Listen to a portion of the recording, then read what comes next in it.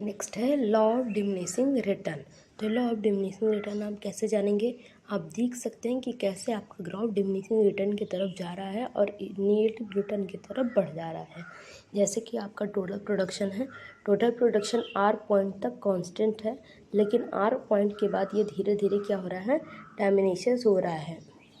इसी तरीके से जो आपका एवरेज प्रोडक्शन है ये भी पी पॉइंट तक कांस्टेंट रिटर्न पे है, लेकिन ये उसके बाद धीरे धीरे क्या हो रहा है, डैमेजिंग हो जा रहा है। लेकिन जो आपका मार्जिनल प्रोडक्शन है ये पी पॉइंट तक कांस्टेंट हो रहा है इंक्रीज़ होके, उसके बाद ये बहुत ही तेज़ी से डिक्रीज होके नेगेटिव रिटर्न पे पहुंच जा रहा है। आगे चलते हैं हम लोग। आगे ये ग्राफ हम लोगों ने जो भी ग्राफ में सब ग्राफ को समझा है उसके हिसाब से लिखा है, एक बार आप ज़रूर पढ़िएगा। आगे निष्कर्ष है, इसको पढ़ लेते हैं। तो निष्कर्ष में पहला पॉइंट है, यह नियम उत्पादन के किसी भी क्षेत्र में क्रियाशील हो जाता है। यह नियम कहीं पर भी प्रोडक्शन हो रहा हो, ये नियम पूरा यूनिवर्सली अप्लाइड है। आप जहाँ पर भी इसको अप्लाई करोगे हर जगह ये काम करेगा। नेक्स्ट है, यह नियम एक सीमा के बाद अवश्य क्रियाशील होता है। अगर आप किसी भी कंपनी में हैं और अगर आप प्रोडक्शन फंक्शन बढ़ा रहे हैं तो एक निश्चित समय सीमा के बाद यह नियम अवश्य ही शामिल होगा। ज़रूर से ज़रूर ये अपना रिज़ल्ट दिखाएगा कि कैसे आपका प्रोडक्शन फंक्शन बढ़ने पे आपके जो रिज़ल्ट हैं वो चेंज आते रहते हैं उनमें। नेक्स्ट है, उत्पत्ति के साधन स्थिर एवं परिवर्तनशील दोनों होते हैं। नॉर्मल सी बात है भाई, अगर हमारे उत्पत्ति की जो प्रोडक्शन फंक्शन के साधन है ये क्या है, कुछ फिक्स्ड है और कुछ वेरिएबल्स हैं। और हमने इनको शुरुआत में ही पढ़ लिया था कि हम क्या करते हैं, उत्पत्ति के फिक्स साधनों को स्थिर रखकर और परिवर्तनशील लागतों को बढ़ाते हैं। नेक्स्ट है, उत्पत्ति के परिवर्तनशील साधनों की मात्रा बढ़ाई जाती है। तो वही हम अपने वेरिएबल इस नियम के अनुसार, लॉ ऑफ वेरिएबल प्रोपोर्शन के अनुसार हम क्या करते हैं, अपने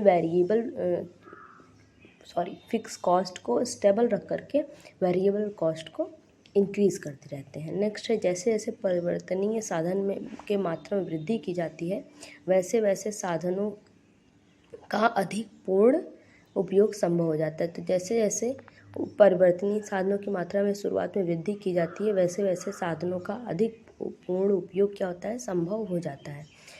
नेक्स्ट है, जब तक स्थिर साधन तथा परिवर्तनीय साधन के मध्य अनुकूलतम अनुपात स्थापित नहीं होता तब तक परिवर्तनीय साधनों की मात्रा में वृद्धि करने से बढ़ते प्रतिफल की दशा उपस्थित रहती है। तो नो डाउट जब तक इस एक साधन को स्थिर करके तब दूसरा साधन नहीं बढ़ाएंगे तब तक उसका अच्छा रिजल्ट नहीं मिलेगा।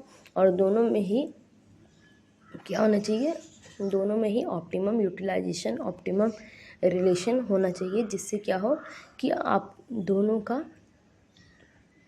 काम सही कर सकें और दोनों के काम के साथ आपको सही प्रतिफल मिल सके।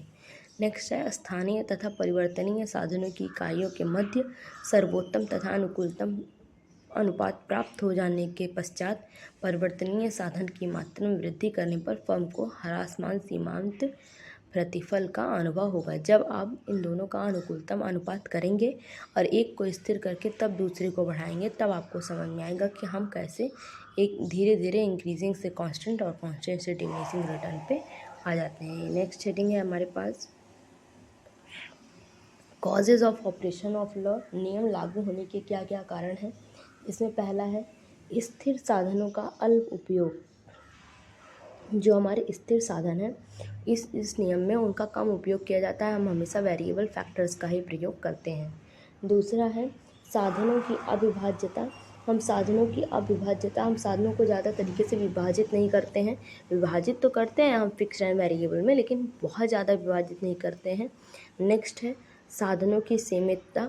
हमारे पास साधनों की सीमितता होती है, इसलिए हम ऐसा करते हैं कि किसी एक को फिक्स करके दूसरे को बढ़ाते हैं। क्योंकि हमारे पास अगर 10 लाख 5 लाख रुपए हैं तो हम किसी भी कंपनी में वेरिएबिलिटी को बढ़ा सकते हैं, फिक्स को नहीं बढ़ा सकते। नेक्स्ट है अनुकूलतम आकार के बढ़ जाने पर। अगर हमारा जो ऑर्गेनाइजेशन है उसका अनुकूलतम अनुपात आकार बढ़े तो हम क्या करते हैं, फिर उसमें हमारी औसत लागत भी बढ़ जाती है।